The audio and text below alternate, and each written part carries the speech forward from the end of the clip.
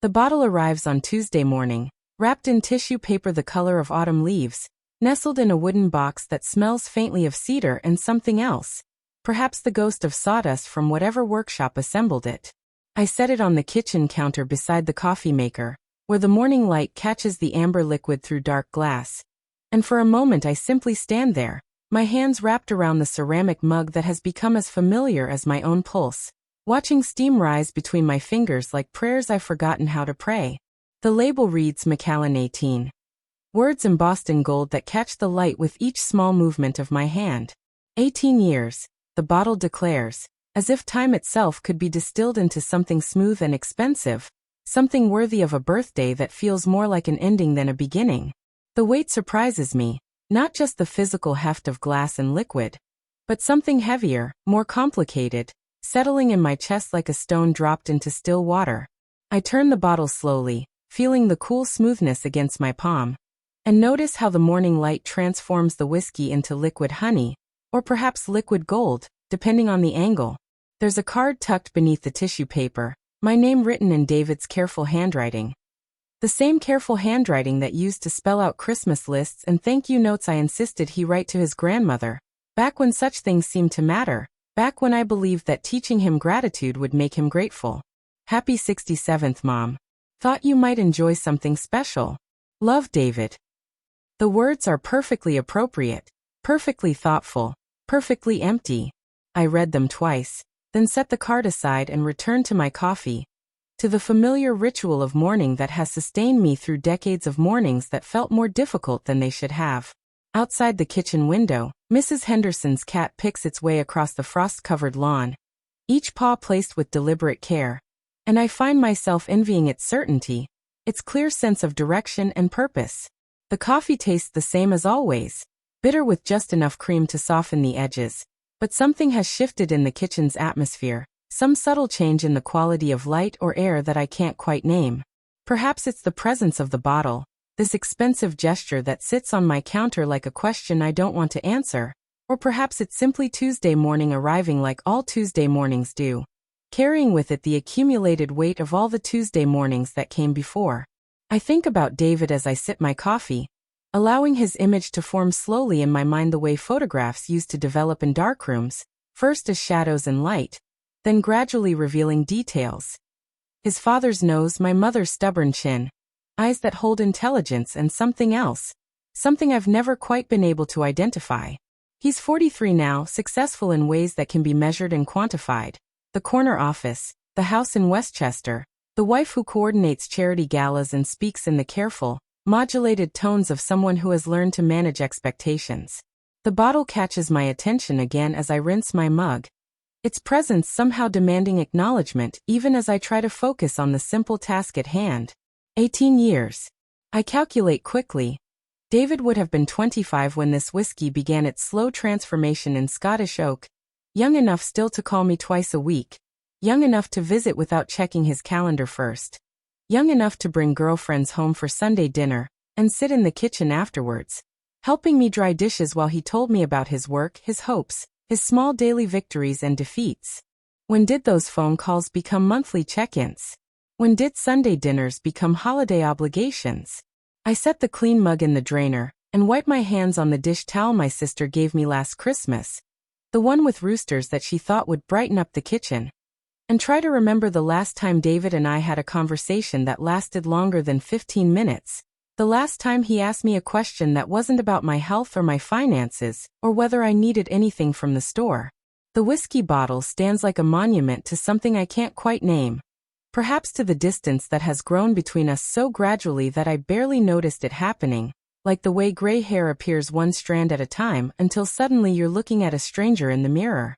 18 years of aging, of patience, of slow alchemy that transforms harsh-grained spirits into something smooth and valuable. 18 years of my own patience, I think, of small compromises and careful silences, of learning not to mention that his phone calls feel more like duty than desire.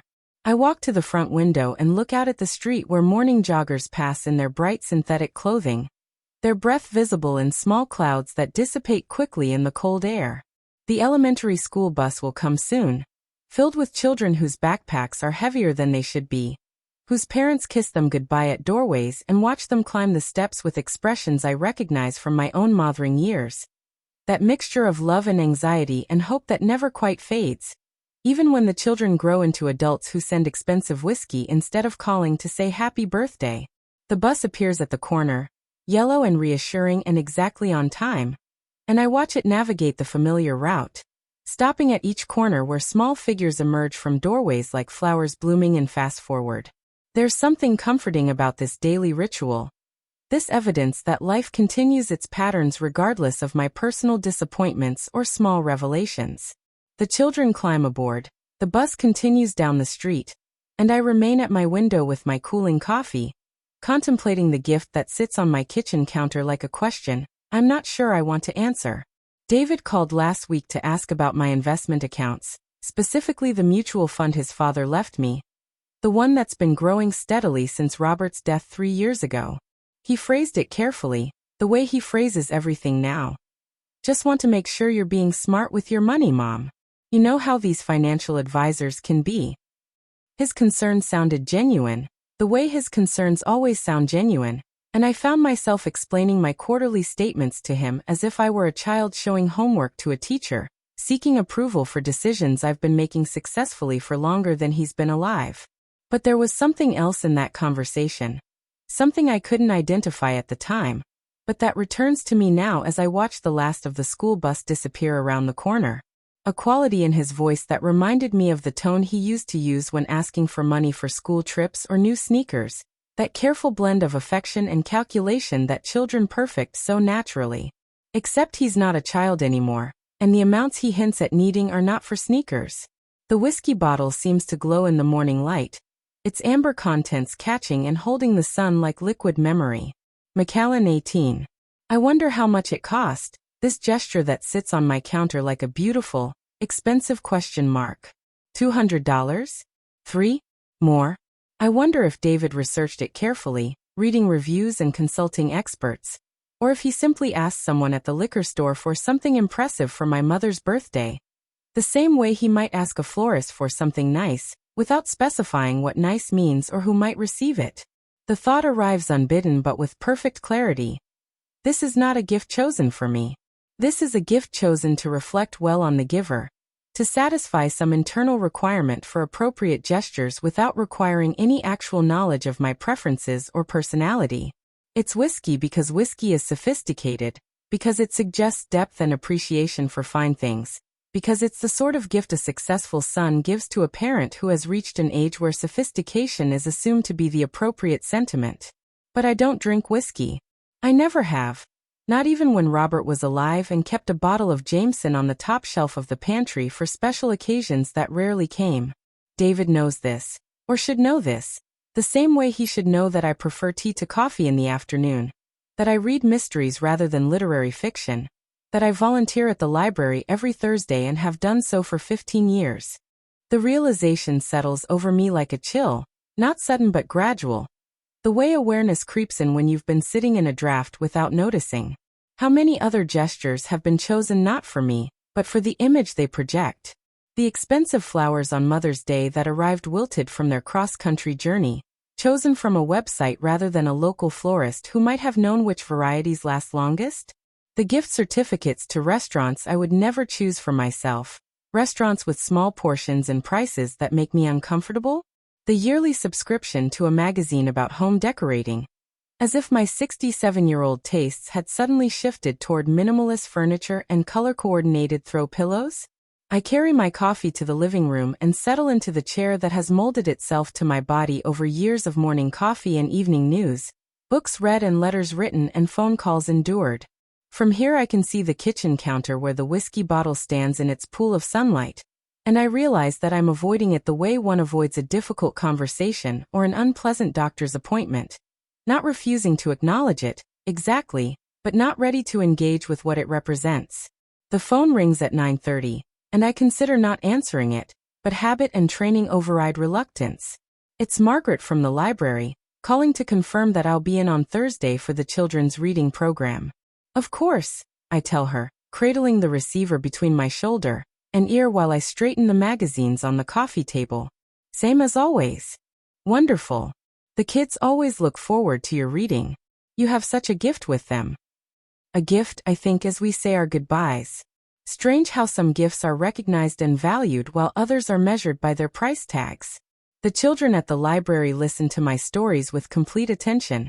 Their faces open and responsive, their questions direct and honest.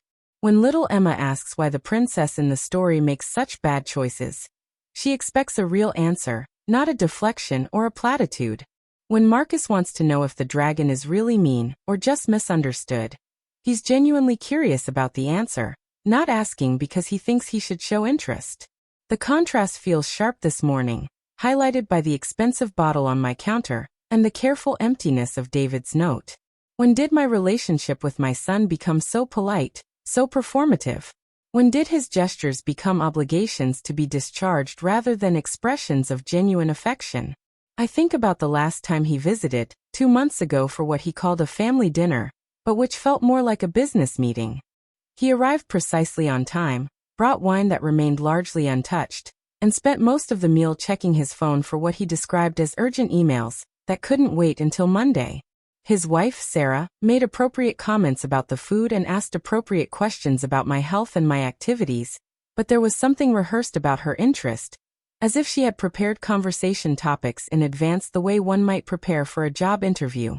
They left after exactly 2 hours, citing traffic and early meetings the next day, and I found myself standing in my kitchen washing dishes that could have waited until morning, trying to identify why I felt so empty after spending time with people I loved. It was like having dinner with polite strangers who happened to know my name and medical history, people who had learned to mimic the forms of family affection without accessing its substance. The whiskey bottle draws my attention again, and I realize that I've been circling around it like a cat circles something it doesn't trust. I walk back to the kitchen and pick it up, feeling its weight in both hands, noting how the liquid moves when I tilt it slightly. 18 years of patience and care, of skilled craftsmanship and attention to detail.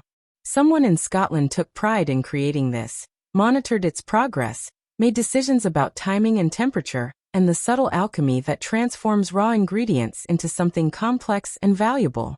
But what do I do with it? I could open it, pour myself a glass, try to appreciate the craftsmanship and expense that went into its creation. I could save it for a special occasion, though I'm not sure what occasion would be special enough to justify 18-year-old whiskey. I could give it to Robert's brother when he visits next month. Frank would certainly appreciate it, would savor it with the knowledge and enthusiasm that its creators intended. The thought of Frank brings a different quality of warmth to the morning. Frank, who calls me Helen rather than Mom, who asks about my garden, and remembers that I've been trying to encourage the hydrangeas to bloom blue rather than pink. Frank, who brings me books he thinks I'll enjoy rather than books he thinks I should read, who stays for coffee and conversation that meanders through topics like a lazy river, covering memory and current events and family gossip with equal interest and attention. Frank knew Robert for 63 years, grew up in the house next door, was best man at our wedding and godfather to both children. He mourned Robert's death with genuine grief rather than appropriate grief, showing up at my door with homemade soup and company when I needed company, with solitude when I needed solitude. He has never once asked about my financial arrangements or suggested that I might need help managing my affairs. The contrast feels illuminating in ways I'm not sure I want to explore. Frank treats me as a complete person with my own thoughts and preferences and agency. David treats me as someone who needs to be managed and monitored, whose decisions require oversight and whose independence is something to be gradually, gently eroded for my own good. When did this shift happen? When did I become someone who needs to be taken care of rather than someone worth spending time with? I was 55 when Robert had his first heart attack, 64 when he died. Those 9 years of caregiving were difficult but not impossible, challenging but not overwhelming. I managed his medications and medical appointments, adapted our routines to accommodate his limitations, made decisions both small and large with competence and care. But somewhere in that process, David began treating me as if caregiving had diminished rather than strengthened me, as if the skills I developed in managing Robert's illness were evidence of fragility rather than resilience. His phone calls became more frequent but less personal, focused on practical concerns rather than emotional connection. His visits became inspections disguised as social calls, opportunities to assess my competence and identify areas where intervention might be needed. The whiskey bottle sits in my hands like a beautiful, expensive symbol of this transformation. It's the sort of gift one gives to someone whose preferences don't matter as much as the gesture itself. Someone who has become more recipient than individual, more obligation than relationship. I set the bottle back on the counter and step outside onto the small porch that overlooks my garden. Breathing in air that carries the scent of dying leaves and wood smoke from someone's fireplace. October air has a particular quality, crisp and thin and somehow nostalgic, as if the approaching winter makes every breath precious. I pull my sweater closer and listen to the sounds of suburban Tuesday morning. Lawn mowers and leaf blowers, the distant hum of traffic, a dog barking somewhere down the street. This is my life, I realize. Not the life I planned at 20 or 30 or even 50, but the life I have built through decades of small choices and large compromises, through marriage and motherhood and widowhood, through all the ordinary days that somehow accumulated into 67 years of experience and memory and hard-won wisdom. It's a good life, fuller and more complex than David's expensive gesture suggests, richer in ways that can't be measured in dollar amounts or gift certificates. The phone rings again, and this time I let it go to the answering machine, not from rudeness but from a sudden reluctance to interrupt this moment of clarity with someone else's agenda. Through the kitchen window I can see the whiskey bottle catching the light, and I understand now why its presence feels so unsettling. It's not just inappropriate, it's diminishing. It reduces me to someone whose preferences don't require consideration, whose complexity can be satisfied with expensive simplicity. I think about the children at the library again, how they listen to stories with complete absorption, how their faces change when they encounter new ideas or unexpected plot twists. They take my words seriously because they take the stories seriously, because they understand that stories matter, and that the person telling them matters too. When I finish reading, they ask questions that show they've been thinking, really thinking, about what they've heard. They want to know what happens next, what happened before, why characters made the choices they made. When David was that age, he asked similar questions. I remember him curled against my side during bedtime stories, interrupting to clarify plot points or challenge narrative choices that didn't make sense to him. But why didn't the knight ask for directions? He would demand. Or why didn't the princess just leave if she was unhappy?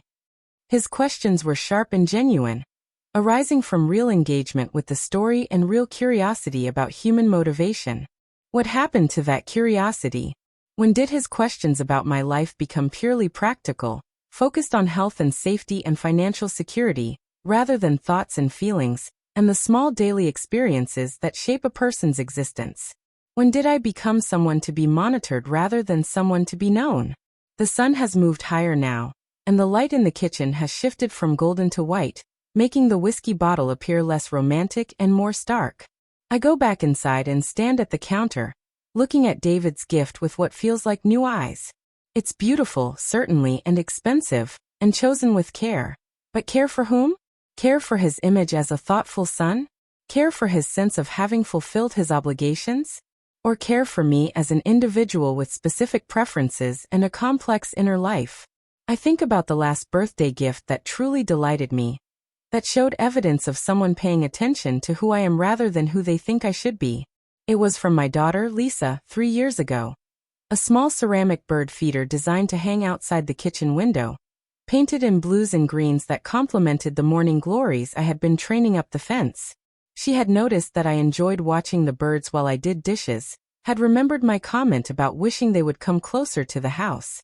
The feeder cost perhaps $20, but it was chosen with knowledge of my habits and preferences, with attention to the specific details of how I live my days. Every morning since, I have filled it with seeds and watched cardinals and chickadees and the occasional blue jay discover its offerings.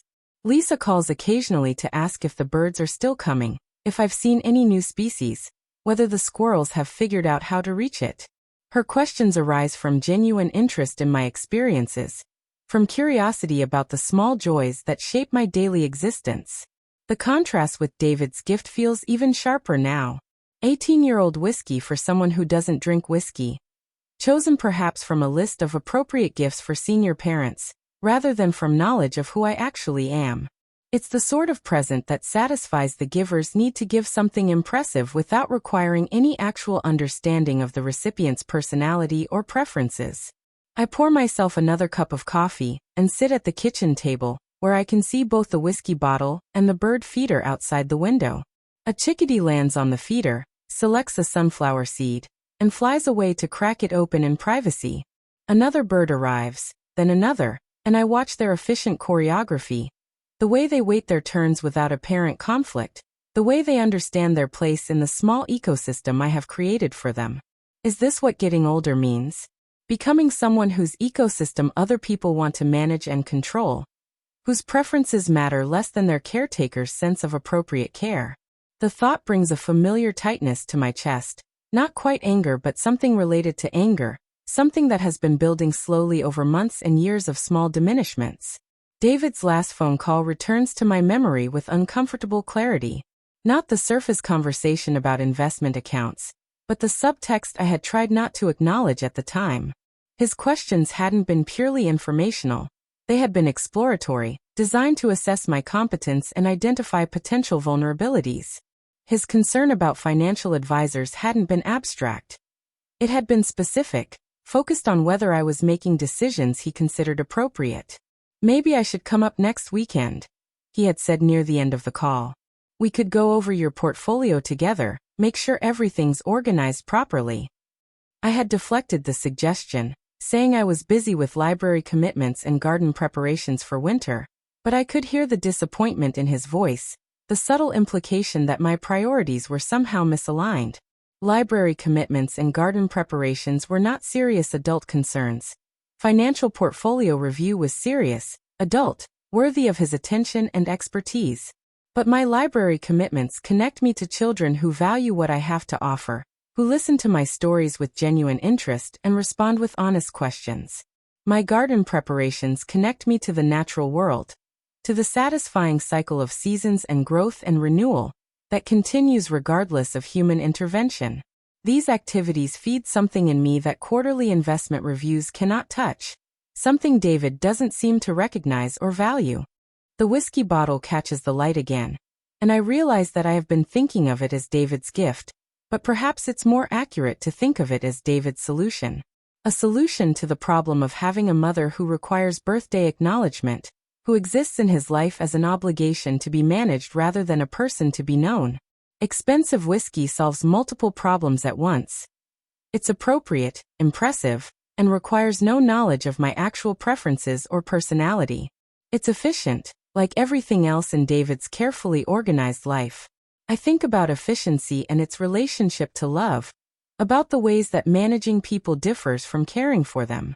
Management focuses on outcomes and solutions. Care focuses on attention and understanding.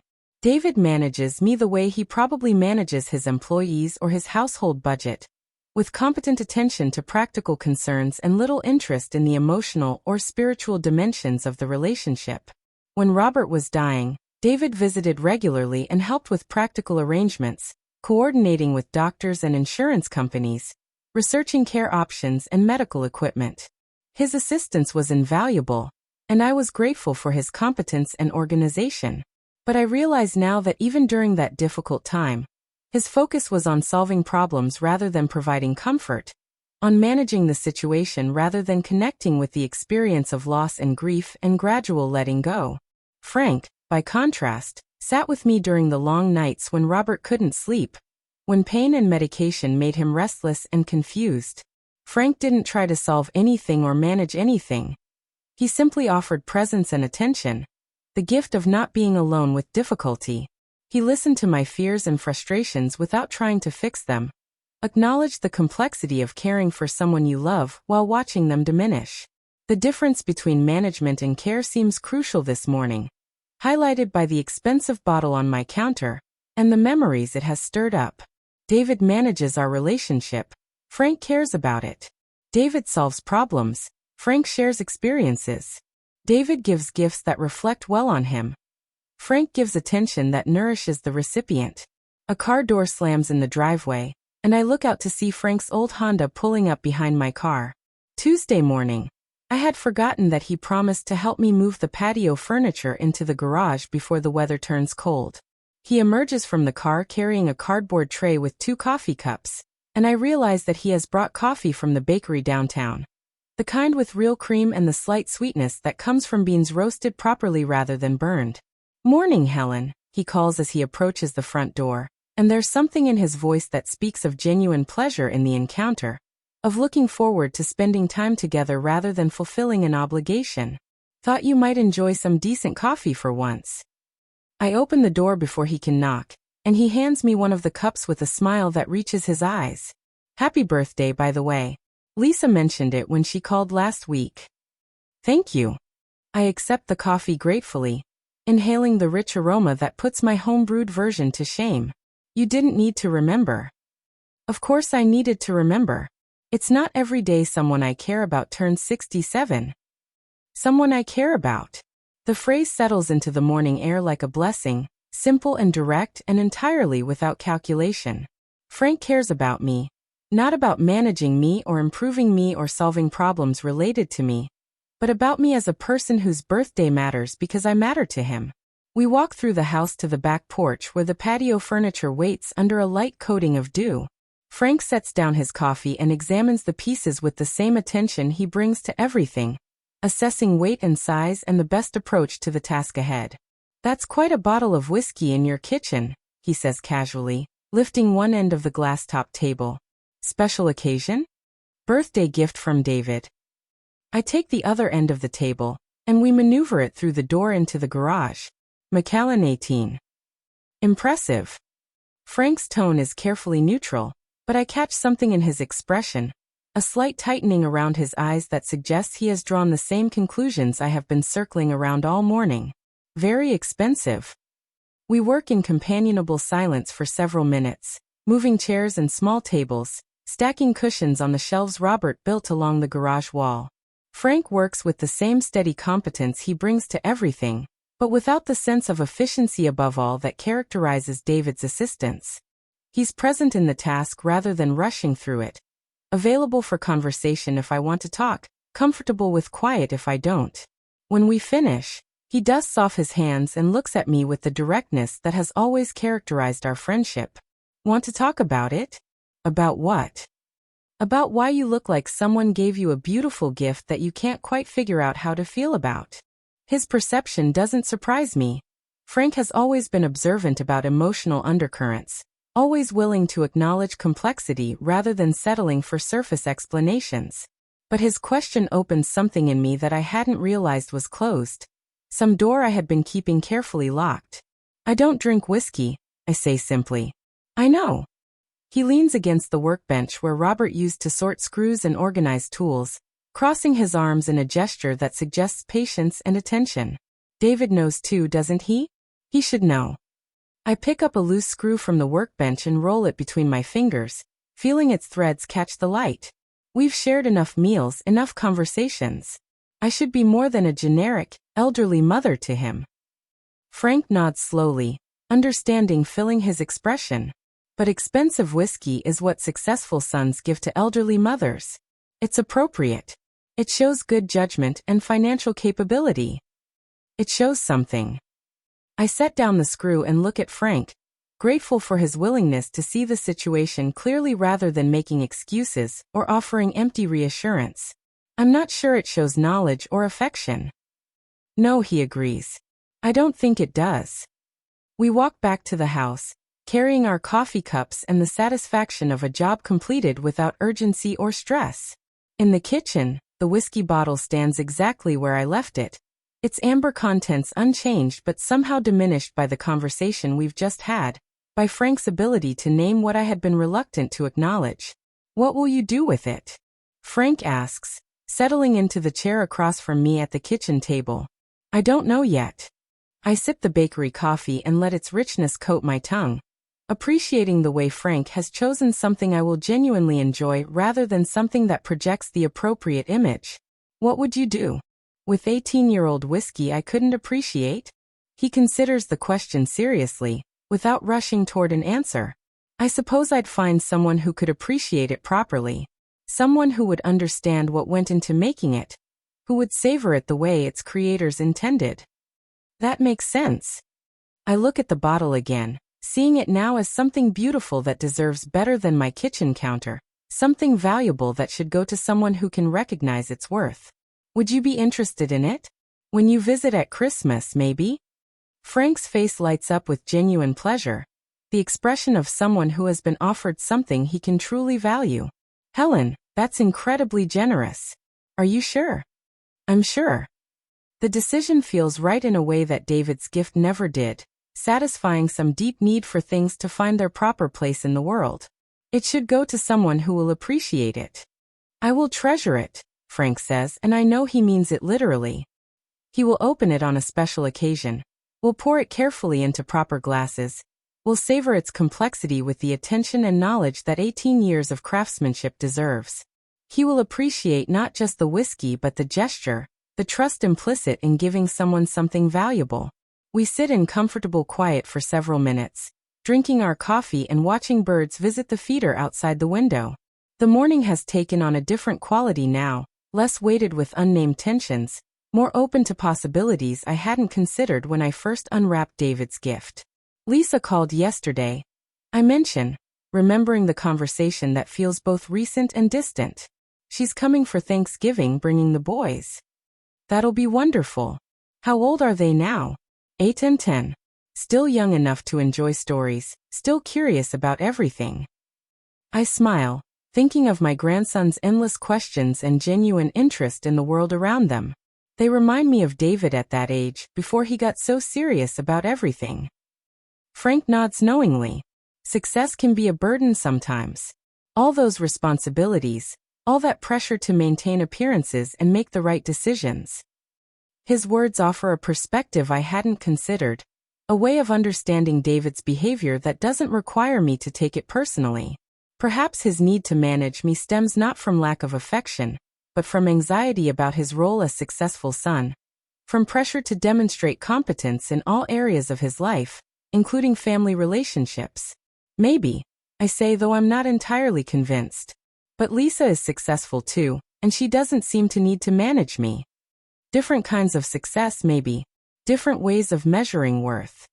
I think about this, about the ways that success can shape not just what we do, but how we see the world around us, how we define our relationships with other people.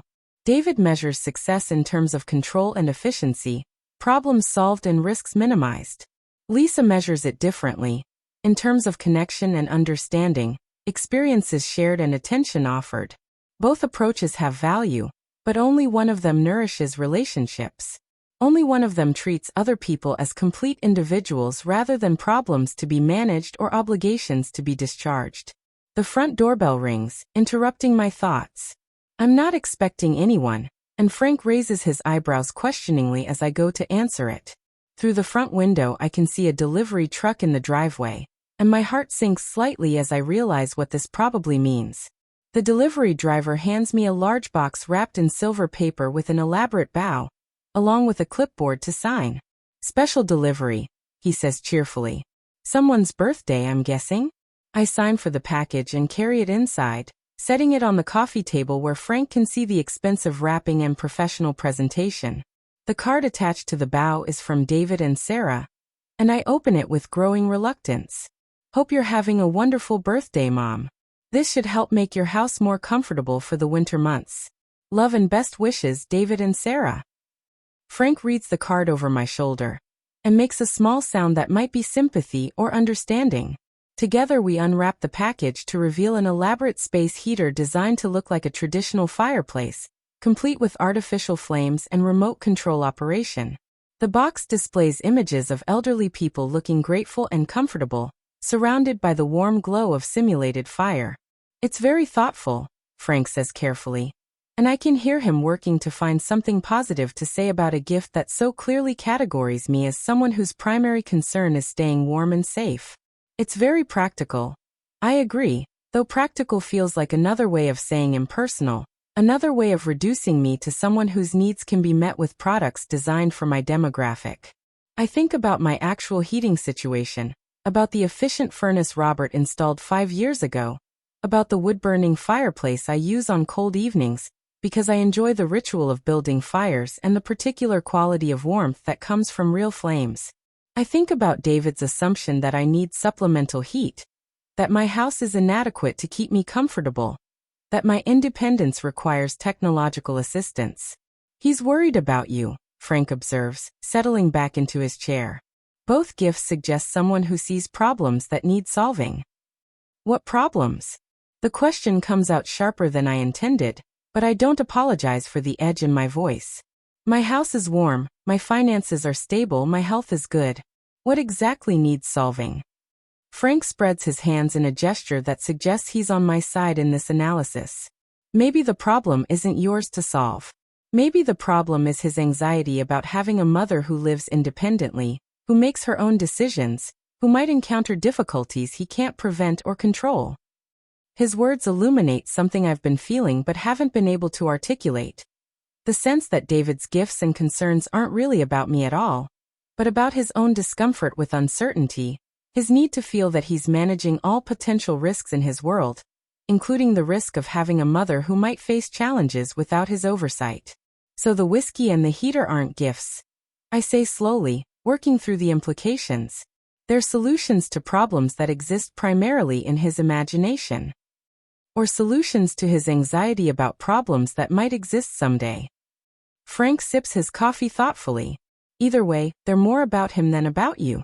The realization brings both clarity and sadness, the bittersweet recognition that David's attention, such as it is, focuses on his own emotional needs rather than mine.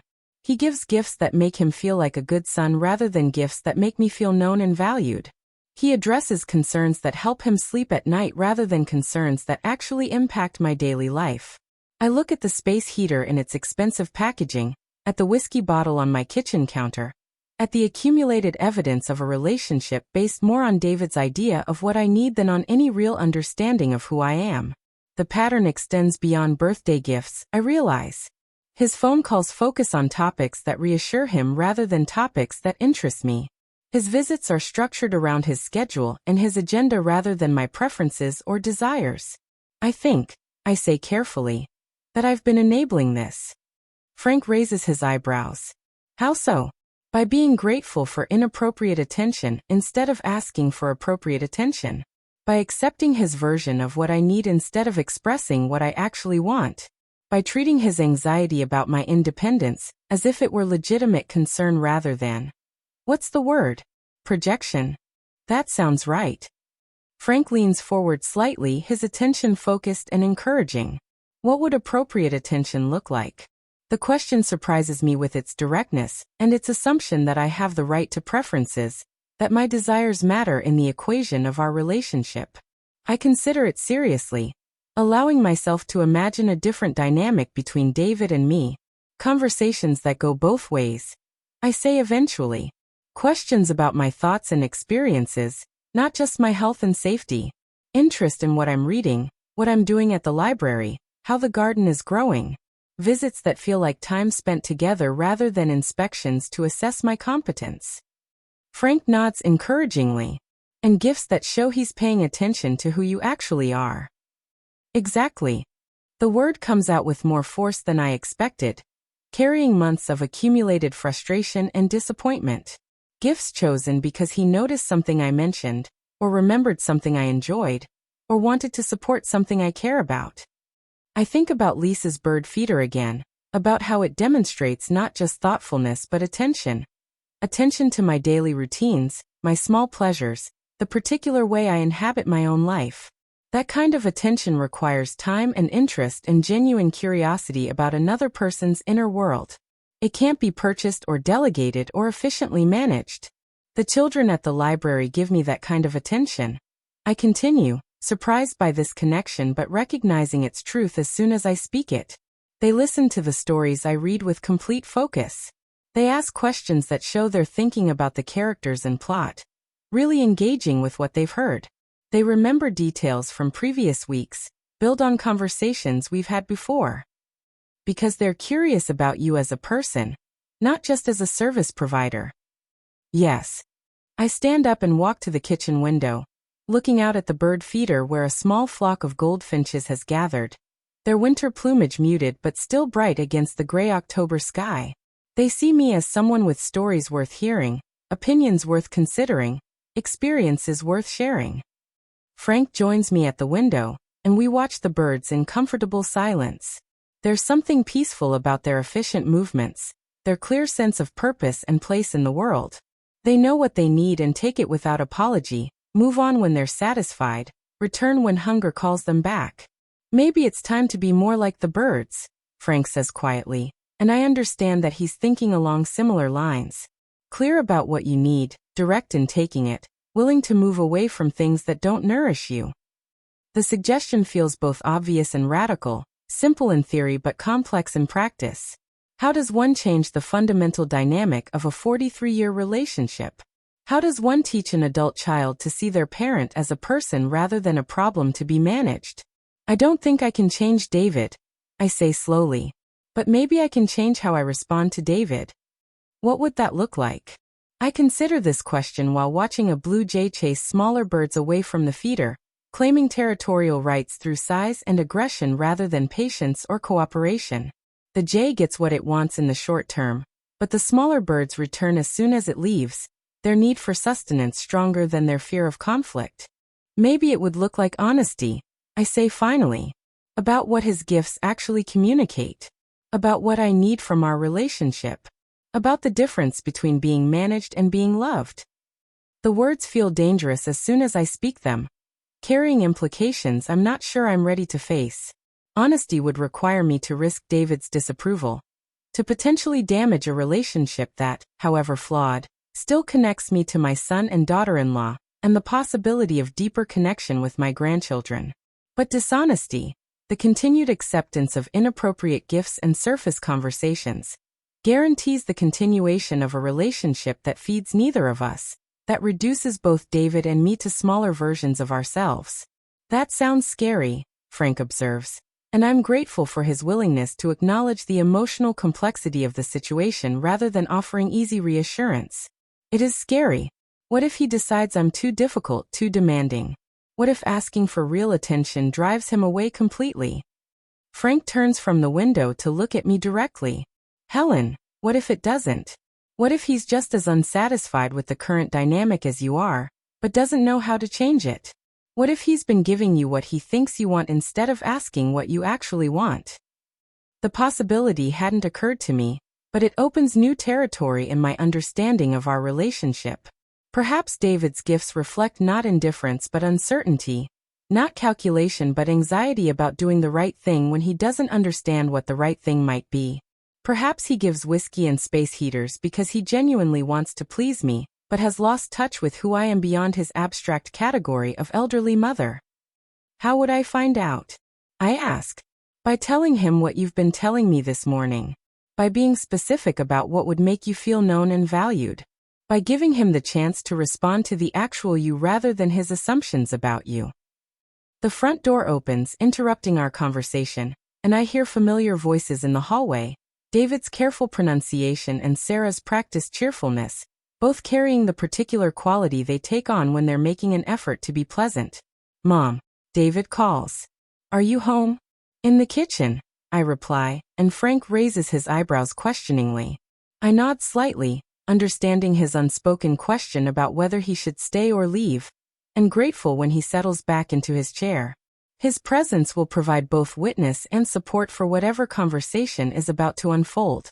David and Sarah appear in the kitchen doorway, both dressed in the casual but expensive clothing that signals their successful professional status, even on their days off.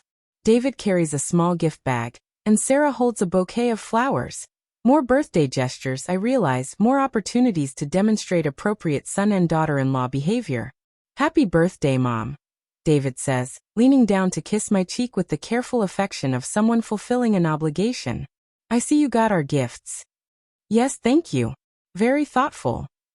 The words come automatically, the practiced response I've been giving for years, but they feel strange in my mouth this morning after the conversation Frank and I have been having.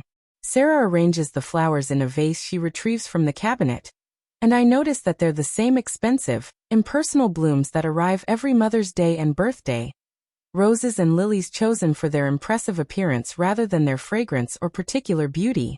They'll last exactly 1 week before wilting dramatically, requiring disposal and replacement of the vase water. Efficient in their decorative purpose, but demanding nothing in terms of attention or care.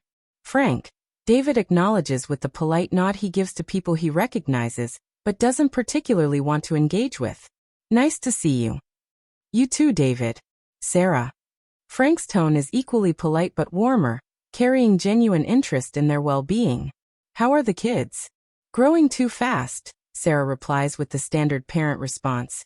Though I notice she doesn't elaborate or invite further questions about their daughter and son, whom I see perhaps twice a year during carefully orchestrated family gatherings. David sets his gift bag on the counter next to the whiskey bottle, and I see him glance at Frank with slight irritation, as if calculating whether the older man's presence will interfere with whatever agenda he's brought to this visit. I wanted to follow up on our conversation last week, David says, addressing me but clearly aware of Frank's attention. About your investment strategy. I've been thinking we should schedule a meeting with a financial planner, someone who specializes in retirement portfolios.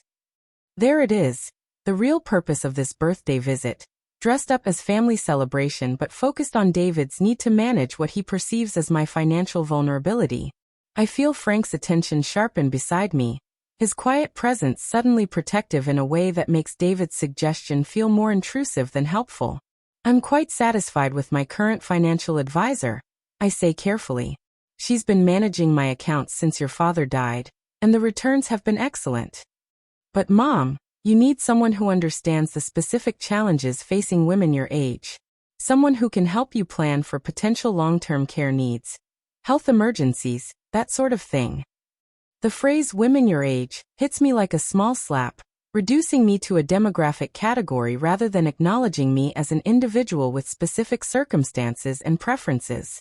I glance at Frank and see understanding in his expression, recognition of the pattern we've been discussing. What specific challenges are you concerned about? I ask, genuinely curious about what problems David imagines I'm facing. He exchanges a look with Sarah, and I realize they've discussed this privately, have developed a shared assessment of my situation and a joint strategy for addressing it. The realization feels invasive, as if they've been examining my life from a distance and reaching conclusions without involving me in the analysis. Well, you're living alone now, and this house is quite large for one person. The maintenance costs, the property taxes, the utility bills, it all adds up. And if you should need assisted living at some point, or home health care, you'll want to make sure your resources are positioned to handle those expenses. His concerns sound reasonable, the sort of practical considerations that responsible children might legitimately raise with aging parents. But the tone feels wrong somehow, less like consultation than like intervention, less like helping me make informed decisions than like preparing me to accept decisions he's already made. Are you suggesting I sell the house? I ask. Not necessarily. But maybe we should explore options. Look at smaller places, retirement communities, condos that offer more services and less maintenance responsibility. I look around the kitchen where I've prepared thousands of meals, where Robert and I drank coffee and planned vacations and argued about household repairs, where I've hosted birthday parties and holiday dinners and quiet conversations with friends. Through the window I can see the garden I've tended for 25 years, the bird feeder Lisa gave me, the hydrangeas I've been coaxing toward the perfect shade of blue. This is my home, David. I know, Mom, and I'm not saying you have to do anything immediately. I'm just saying we should think ahead, plan for different scenarios, make sure you have options if circumstances change. Frank clears his throat softly. Helen's circumstances seem quite stable to me.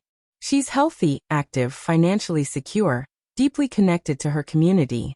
What specific changes are you anticipating?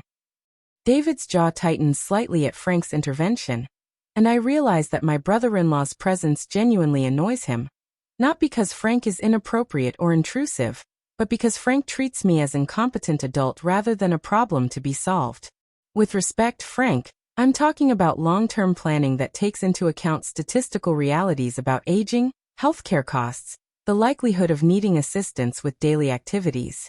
These are complex issues that require professional expertise.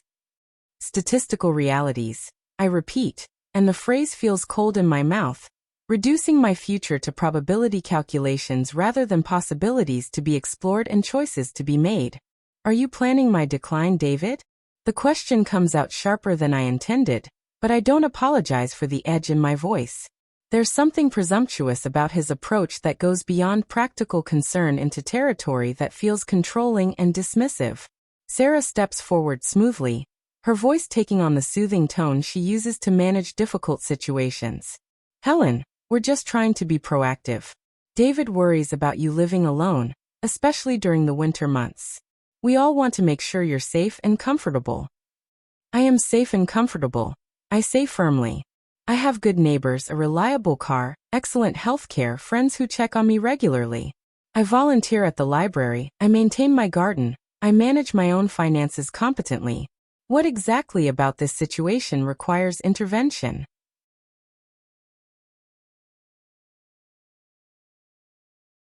The silence that follows feels charged with unspoken tensions, and I realize that we've moved beyond surface politeness into territory where real disagreements live. David looks genuinely surprised by my directness, as if he expected me to accept his concerns without question, to be grateful for his willingness to manage my future. Mom, I'm not trying to control your life. I'm trying to help you make informed decisions about your future. But whose version of my future are we discussing? The version where I inevitably decline into someone who needs managing and oversight? Or the version where I continue living independently, making my own choices, pursuing my own interests? Frank nods approvingly, and I draw strength from his support, from his presence as witness to this conversation that feels both overdue and dangerous. Both versions are possible, David says carefully, but only one of them requires advanced planning. That's not true, Frank interjects mildly. Both versions require planning, but different kinds of planning. Planning for continued independence might involve maintaining social connections, pursuing meaningful activities, staying physically and mentally active. Planning for decline focuses on managing problems that may never occur. David's irritation with Frank becomes more visible, his professional composure slipping slightly. And what happens if those problems do occur? What happens if Mom falls and breaks her hip, or develops dementia, or needs expensive medical care? Hope for the best isn't a financial strategy. The hypothetical disasters roll off his tongue with practiced ease, and I realize that David spends time imagining terrible futures for me, scenarios in which I become a burden requiring expensive solutions. The realization brings both sadness and anger. Sadness that my son sees my future primarily in terms of potential problems, anger that he presents his catastrophic thinking as reasonable concern. What happens if none of those things occur? I ask. What happens if I live another 20 years in good health, making my own decisions, contributing to my community, enjoying my independence? What kind of planning supports that possibility? David blinks, clearly unprepared for the question. His planning focuses entirely on decline and dependency, on problems to be solved rather than possibilities to be nurtured. Mom, I just want what's best for you. Then ask me what I think is best for me. Ask me what I want, what I fear, what I hope for. Ask me about my actual life instead of making assumptions based on statistical realities about people my age. The request hangs in the air like a challenge, and I can see David struggling to process it. His entire approach to our relationship has been built on assumptions about what elderly mothers need and want, on generic solutions to universal problems. The idea that I might have specific preferences, individual concerns, particular hopes for my future seems to genuinely surprise him. Sarah moves to the counter and picks up the whiskey bottle, examining its label with the appreciation of someone who recognizes expensive liquor. This is beautiful, David. Very thoughtful. I watch her performance of appropriate daughter-in-law admiration, understanding that she's trying to redirect the conversation toward safer territory, toward the familiar ground of gift-giving and gratitude. But the whiskey bottle looks different to me now, less like a thoughtful gesture, and more like evidence of everything that's wrong with our relationship. I don't drink whiskey, I say quietly. Sarah pauses mid-examination, the bottle still in her hands. Oh, I never have. Not even when your father-in-law was alive and kept Irish whiskey in the house. David knows this, or should know this. The silence that follows feels heavier than before, weighted with implications no one wants to acknowledge. Sarah sets the bottle down carefully, as if it might break, and David's face flushes slightly with what might be embarrassment or defensive anger. I thought, it's aged 18 years, Mom. It's supposed to be exceptional quality. I thought you might appreciate the craftsmanship. I do appreciate the craftsmanship, but appreciation doesn't require consumption. I can admire the skill and care that went into creating something beautiful without personally using it. Frank makes a small sound that might be approval, and I continue, feeling as if I'm finally speaking words that have been waiting months to be said. The problem isn't that you chose the wrong gift, David. The problem is that you chose it without thinking about who I am, what I enjoy, what would actually give me pleasure. You chose it because it's the sort of gift that reflects well on the giver, not because you know it would delight the recipient. That's not fair, David says, but his voice lacks conviction. Isn't it? When was the last time you asked me what I was reading? What I was working on in the garden? What stories I've been sharing with the children at the library? When was the last time you showed curiosity about my thoughts or experiences rather than just my health and finances? The questions land like stones in still water, creating ripples of recognition and discomfort. David opens his mouth to respond, then closes it again, apparently unable to remember a recent conversation that focused on my inner life rather than my practical circumstances. I ask about your health because I care about your well-being, he says finally. But I'm more than my health status. I'm more than my financial portfolio and my house maintenance needs. I'm a person with interests and opinions and experiences that matter beyond their practical implications. Sarah looks increasingly uncomfortable with the direction of the conversation. Her social skills apparently inadequate for family honesty that goes beyond surface pleasantries. She glances toward the door as if calculating escape routes, and I realize that my directness is violating some unspoken agreement about how birthday visits should proceed. Maybe we should talk about this another time, she suggests, when everyone's had a chance to think things through. No, I say firmly. I've been thinking things through all morning, and I'm ready to talk about them now. Frank shifts slightly in his chair, a small movement that signals continued support without intrusion, and I draw courage from his steady presence. David, I love you. I always have and I always will. But I don't like the way you relate to me. The way you've reduced me to someone who needs managing rather than someone worth knowing. His face goes through several expressions: surprise, hurt, defensive anger, before settling into the careful neutrality he uses in difficult professional situations. I don't think that's a fair characterization of our relationship. Then help me understand how you would characterize it. What do you know about my daily life that doesn't relate to health or safety or finances? What do you value about me that isn't connected to your sense of responsibility as my son? The questions feel cruel as soon as I ask them, but also necessary. David has been treating me as a collection of problems to be managed for so long that I wonder if he remembers who I am beneath his concerns and solutions.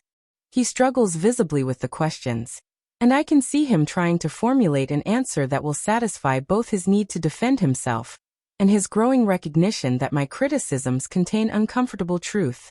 You're a good mother, he says finally. You raised Lisa and me to be successful, responsible adults. You took excellent care of Dad during his illness. You contribute to your community through your volunteer work. The words feel like a resume rather than a description of a person, accomplishments rather than qualities, public achievements rather than private characteristics. Even his praise reduces me to my functional roles, rather than acknowledging me as an individual with an inner life. That's what I've done, not who I am, I say gently. What do I think about things? What makes me laugh? What do I worry about besides health and money? What brings me joy? David looks genuinely bewildered by these questions, as if I've asked him to describe the emotional landscape of a stranger. The realization that my own son doesn't know me beyond my utility to others brings a sharp pain that feels both surprising and inevitable. Frank clears his throat softly. Helen loves mysteries with strong female protagonists, especially ones set in small English villages. She's been trying to coax her hydrangeas to bloom blue for 3 years, and she's finally making progress. She reads to children at the library because she believes stories can change how people see the world, and she worries that kids today don't get enough unstructured time to use their imaginations. The simple recitation of mundane preferences and concerns hits the kitchen like a revelation. Frank knows these things about me because he pays attention when I speak, because he asks follow-up questions, because he's curious about my experience of being alive. David stares at Frank with an expression I can't quite read. Surprise, resentment, perhaps recognition of his own failure to know such basic information about his mother's inner life. She also, Frank continues quietly, feels invisible sometimes. Like people see her age and her widowhood, and assume they know everything important about her without bothering to look more closely. The last observation brings tears to my eyes, not because it's sad but because it's accurate, because Frank has seen and acknowledged something I've been feeling, but haven't been able to articulate. The relief of being known, truly known, feels overwhelming after months of being managed and assessed and reduced to demographic categories. I didn't know, David says quietly, and I can hear genuine distress in his voice. I didn't realize that I was still a complete person with thoughts and feelings beyond my practical needs. I finish gently. That being your mother isn't the only thing that defines me. He nods slowly, looking younger than his 43 years, and I see in his expression something I haven't seen in a long time. The curious, engaged boy who used to ask thoughtful questions about stories and life and the motivations behind human behavior. I think, he says carefully, that I've been so worried about taking good care of you that I forgot to pay attention to who you actually are. The admission feels like a breakthrough, the first acknowledgement that our relationship might need something different than what it's been. Sarah looks relieved at this shift toward reconciliation, though I suspect she doesn't fully understand what we're reconciling. Taking good care of someone requires knowing who they are, I say. It requires attention to their actual needs and preferences, not just assumptions about what people their age or in their situation typically require. You're right. David looks around the kitchen as if seeing it for the first time, taking in the bird feeder outside the window, the stack of library books on the counter, the small signs of a life being lived rather than simply maintained. I've been treating you like a problem to be solved instead of a person to be, what's the word? Loved, Frank suggests quietly. Known. Appreciated. Enjoyed. Yes. David's voice carries a quality I haven't heard in years. Genuine emotion rather than appropriate sentiment. I want to do better, Mom. I want to know you better. The conversation that follows feels different from any we've had in recent memory. David asks about the books I'm reading, and I tell him about the Louise Penny mystery I'm enjoying, about why I prefer female detectives and small-town settings. He asks about my work at the library, and I describe the children who come to story time, their different personalities and the way they respond to different kinds of tales. Sarah gradually relaxes as the conversation becomes more natural, even contributing her own questions about my gardening projects and my thoughts on current events. It's still somewhat stilted. Decades of surface interaction can't be overcome in a single afternoon, but it feels like a beginning, like the first tentative steps toward a different kind of relationship. When Frank mentions that I've decided to give the whiskey bottle to him, David's face shows a complex mixture of emotions. Disappointment, embarrassment, perhaps relief that his inappropriate gift will find an appropriate recipient. That makes sense, he says finally. Frank will appreciate it the way it deserves to be appreciated. And next time, I say carefully, maybe you could ask me what I might enjoy instead of guessing. Or give me something that reflects your attention to who I am rather than your sense of what would be impressive. Like what? I consider the question seriously, thinking about gifts that would demonstrate knowledge and attention rather than expense and appropriateness. A book by an author I haven't discovered yet, with a note about why you thought I'd enjoy it. Seeds for flowers you know I love, chosen because you notice which ones I talk about most often. A framed photograph of the grandchildren doing something they enjoy, not posed but candid, showing who they're becoming. David nods thoughtfully, and I can see him mentally cataloging these suggestions, already planning how to implement this different approach to gift giving. Or, I continue, just time. visits that aren't scheduled around other obligations, phone calls that aren't focused on practical issues, conversations that give us both the chance to learn something new about each other. Time, he repeats as if testing the word. That's what you want most. Time and attention. The sense that you're interested in me as a person, not just responsible for me as a parent. The afternoon progresses more smoothly after this exchange, conversation flowing between lighter topics and deeper ones with increasing naturalness. David asks about my memories of his childhood, and I share stories he's forgotten or never heard, small moments that shaped my understanding of who he was becoming. He tells me about challenges at work, not just successes, and asks for my thoughts rather than simply reporting information. When they prepare to leave, the farewell feels different. Less perfunctory, more genuine. David hugs me with attention rather than obligation, and I can feel the difference in his touch, the quality of presence rather than performance. I'll call you this week, he says. Not to check on you, but to talk to you. To ask how you're doing rather than whether you need anything. I'd like that. After they drive away, Frank and I sit on the front porch watching the late afternoon light slant across the lawn. Both of us quiet with the particular exhaustion that follows emotional honesty. That went better than I expected, Frank says finally. Better than I feared, I agree, though it felt risky the whole time. Good things usually do feel risky. Growth requires vulnerability. I think about this as we watch a neighbor walking her dog, a daily ritual that marks the transition from afternoon to evening in our quiet neighborhood. The whiskey bottle sits on my kitchen counter, but it no longer feels like a burden or a symbol of everything wrong with my relationship with David. It has become something else, a catalyst for honesty, a bridge toward understanding, a gift that served its purpose in ways its giver never intended. Will you really enjoy the whiskey? I ask Frank. Enormously, he says with genuine enthusiasm.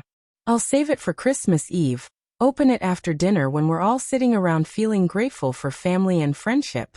I'll toast to Robert, and to you, and to the gift of being known by people who pay attention. The image he paints feels perfect. The whiskey serving its proper purpose, appreciated by someone with the knowledge to value its qualities, shared in a context of love and connection rather than obligation and management. As evening approaches, I find myself thinking not about the gifts David brought but about the conversation we shared. The moment when he asked real questions and listened to real answers. When he allowed me to be complex and individual rather than generic and predictable. It wasn't perfect. Changing relational patterns takes time and practice, but it was genuine, and genuine feels like the beginning of something valuable. The space heater remains in its box, still wrapped in its elaborate presentation. I'll need to decide what to do with it, but not today. Today has held enough decisions, enough honesty, enough emotional work for one birthday. Today I am 67 years old, and I am still learning how to ask for what I need, still discovering what it means to be known rather than simply managed. Frank helps me prepare dinner. Nothing elaborate, just soup and sandwiches, and we eat at the kitchen table while discussing books and gardens, and the subtle ways that relationships change over time. The conversation feels nourishing in a way that expensive gifts never could, feeding something in me that has been hungry for attention and understanding. After Frank leaves, I sit with my evening tea and think about the day's small revelations. The whiskey bottle catches the lamplight, no longer a symbol of disappointment, but evidence of possibility. Proof that even inappropriate gestures can lead to appropriate conversations. That even failed attempts at connection can become opportunities for greater intimacy. I realize that I've been afraid of David's disapproval, afraid that asking for real attention might drive him away completely. But today showed me something different. That he's been as dissatisfied with our surface relationship as I have, that he wants to know me but doesn't know how to begin, that his management and solutions have been attempts to show love rather than control, even if they felt controlling to me. The difference between intention and impact seems crucial now. David intended his gifts to demonstrate care and responsibility. Their impact was to make me feel unknown and reduced to my demographic category. Understanding this gap doesn't excuse the impact, but it creates space for different approaches, for conversation about what care looks like from both the giving and receiving sides. Tomorrow I'll begin the process of teaching David how to know me. not through criticism or demands, but through invitation and example. I'll share more about my daily experiences, ask more about his inner life beyond work and practical concerns, create opportunities for the kind of attention and curiosity that nourish relationships. The bird feeder outside my window will be busy again in the morning, filled with creatures who know exactly what they need and take it without apology. I think I'm learning something from their clarity, their directness, their refusal to accept inadequate sustenance simply because it's offered with good intentions.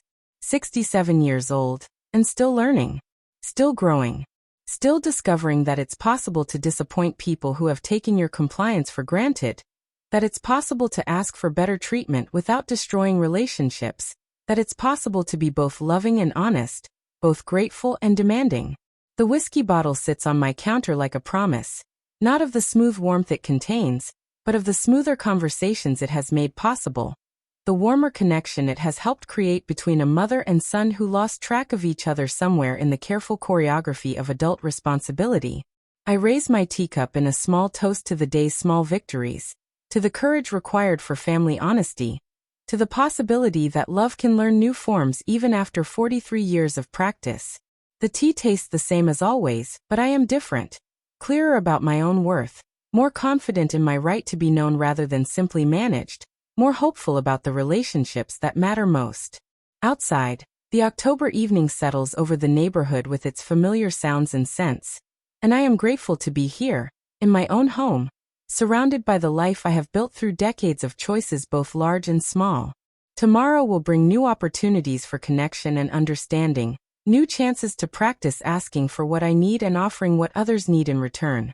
But tonight, I sit with my tea and my thoughts and the quiet satisfaction of having spoken truth when truth was needed, of having asked for better treatment and received it, of having transformed an inappropriate gift into an appropriate conversation about the difference between being loved and being managed. The whiskey bottle glows in the lamplight, beautiful and valuable and finally in the right hands. Not because Frank deserves expensive gifts more than I do, but because Frank will appreciate what it actually is rather than what it's supposed to represent. Like attention itself, appreciation requires knowledge, curiosity, the willingness to engage with reality rather than assumptions. 67 years old, and finally learning to distinguish between gifts that honor the recipient and gifts that satisfy the giver, between love that pays attention and love that imposes solutions, between being valued for who I am and being managed for who others think I should become. It has been, I realize, a very good birthday after all.